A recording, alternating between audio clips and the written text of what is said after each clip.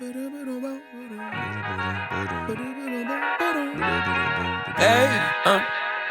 to whoever may need this nugget of encouragement, things will be alright. Hey there, and welcome to the second episode of the Hunters Are Here podcast, where we swap family tales from the hilarious to the heartwarming. I'm your host, Ellen, and every week we share the stories that make us laugh, cry, and sometimes roll our eyes at Uncle Buddy. Truly, it should be a movie because growing up Hunter is an experience that keeps happening. You may be familiar with my voice from a podcast I do with my hubby, Paul, called E Says, P Says. Currently, we are on hiatus due to the Mister going through some health challenges. Thankfully, he is on the mend, and we should be bringing you new episodes shortly. If you are listening to us for the first time, last week I discussed my family origins and connections. I also let everyone know where I sit in the familial hierarchy. I also let you know how the name of the podcast came about. If you have a moment, take a listen. So this week, I will be discussing my grandparents. My grandmother is Margaret Jordan Hunter, and my grandfather is Tommy Hunter. Because I was so young, I did not get to know them well, and by the time I was at an age that I would have wanted to talk and spend time with them, they had already passed away. So, if you're listening for the first time, welcome and enjoy. We called my grandmother Grandia because my older cousin that spent time with her gave her that moniker. I did not know my grandfather at all. As a matter of fact, my aunts and uncles did not share much about him. I do know he worked on the railroads, not sure in what capacity. There were also there was also a picture of him at our first family reunion where I was around 6 or 7 years old. And I do not recall any of my family members saying, "Hey, this is your granddad." And even if they did, at the time I was only 6 or 7, I was like, "Ooh, people to play games and run with. Is there food?"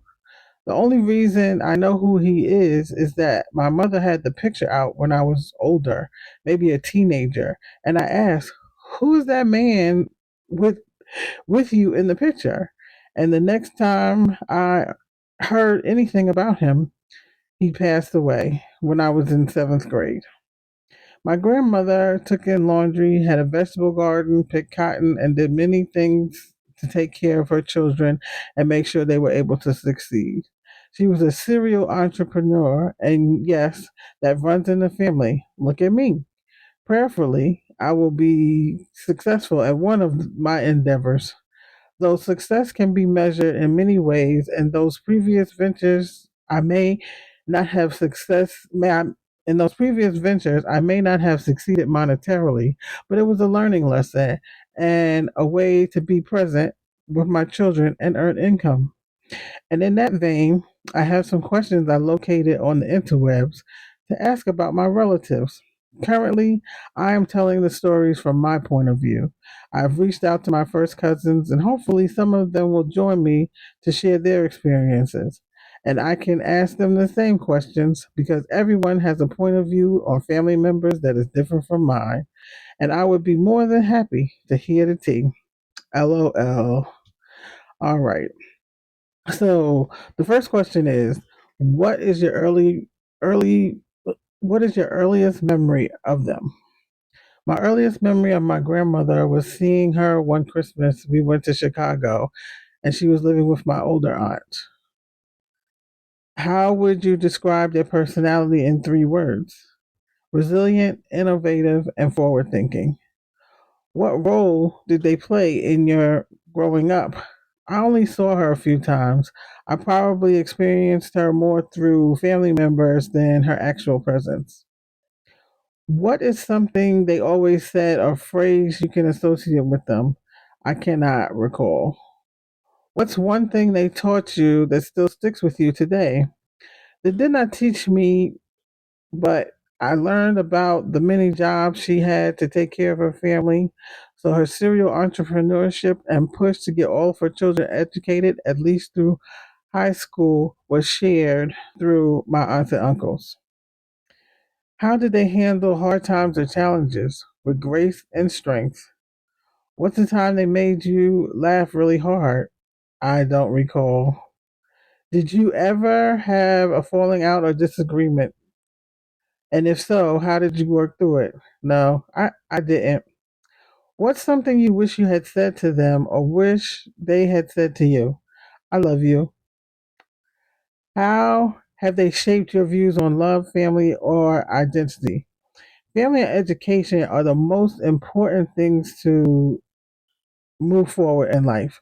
So she made sure that all of her children, except my oldest uncle, completed high school, and quite a few of them went on to college, earned a master's degree, or went to some type of trade school. Tell me about a day with them you'll never forget.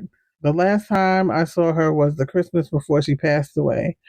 I was around 7 or 8. She was bedridden at this point and did not speak well. However, it was nice to see her, even if it was for the last time. Was there a family tradition or event they made special? Thanksgiving and Christmas. What's the funniest and most surprising story involving them? I can't recall my aunt or uncle sharing any funny stories about my about granddeer. They may have, but like I said, I'm like on the younger end of the spectrum, so I don't remember. Do you have a photo or item that reminds you of them? There's a professional photo of her that all of the siblings have and share. What's the story behind it? I'm not sure. I just think that at some point they realized they wanted a picture of their mother before she passed away, and got dressed and she took one. What would a perfect day with them look like? It would have been nice to spend time with her when I was a teenager and get all the stories about my aunts and uncles, especially who her favorite was and who gave her the most problems. How are you like them or how are you different? I'm not sure if there was any way that I am like or different than my grandmother. I know that my aunts and uncles have shared that she was very quiet. She was soft spoken. She wasn't really loud. And I can say I have moments of quietness. And I'm not, well, it depends on the situation. I can't get loud, so I'm not going to lie. So I guess I'm different in that case. But some of her daughters can get loud too. So it's genetic. What part of their legacy do you try to carry forward? Education, independence, and self reliance. If they could be a guest on this podcast, what would you ask them? How did you raise 12 kids during the unrest that was taking place in the South at the time? And who was your most difficult child? How do you think they'd want to be remembered? As the matriarch who made sure that with a sixth grade education, her children graduated high school, have some type of advanced degree, and made marks on the communities they served and lives they touched, as well as passing on the importance of education to her grandchildren and great grandchildren and further. In one sentence, how would you sum up their impact on your life? Together, you can do anything, and knowing where you come from is important.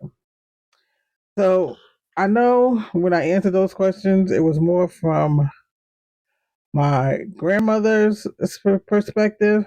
However, as I did state, I really did not get to know my grandfather. So I know that he supported my grandmother in a lot of the moving forward that they did with their children, because if you didn't, you wouldn't have, I'd say there's 12 of them. And I would say all 12 of them were successful in whatever it was that they did in their own right. So he had some input in that.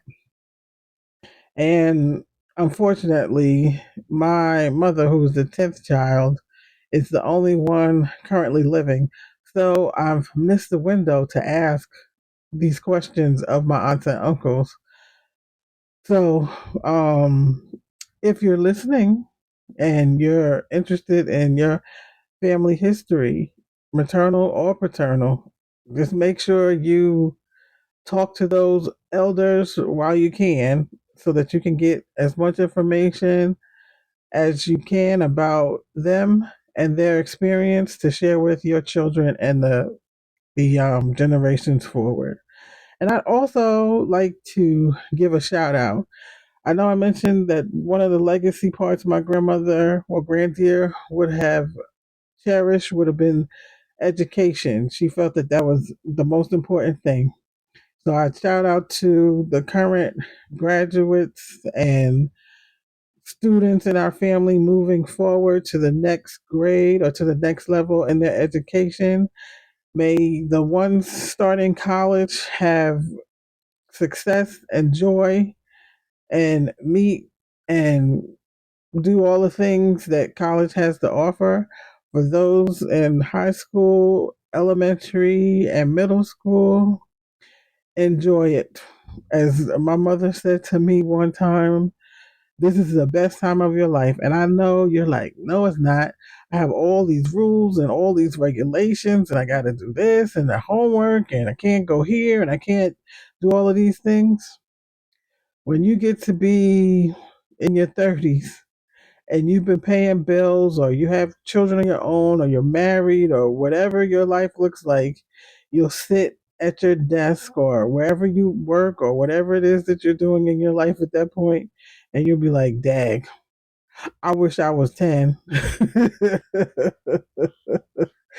So it may not seem like it, but uh, it it is the best time of your life.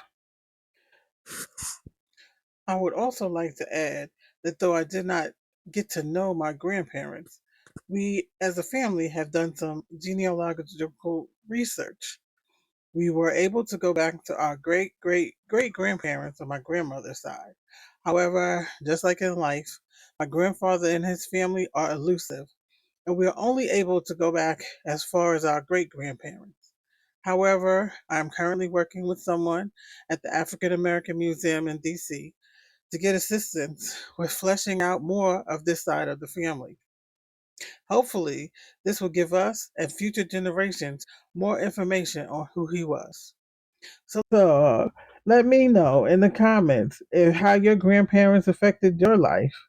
I'd love to hear from you.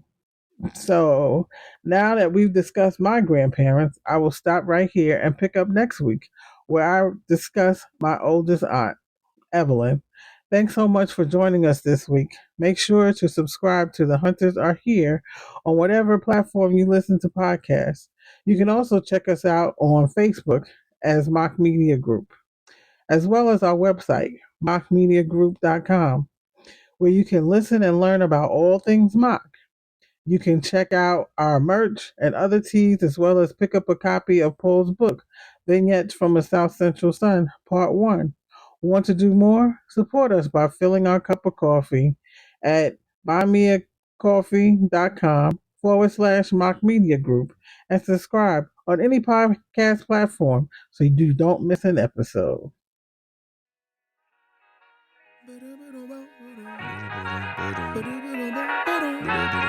Hey, to whoever may need this nugget of encouragement, things will be alright, so quit your worrying. I get it, the odds seem stacked back against the wall, but even consider it such, know you'll stand tall. Sat and watched from the sidelines one too many times. Wicked games to play make me wanna lose my mind. Found solitude knowing it'll be over soon. Ever need a boost, count on me for the 1-2. Trouble don't last when the tough get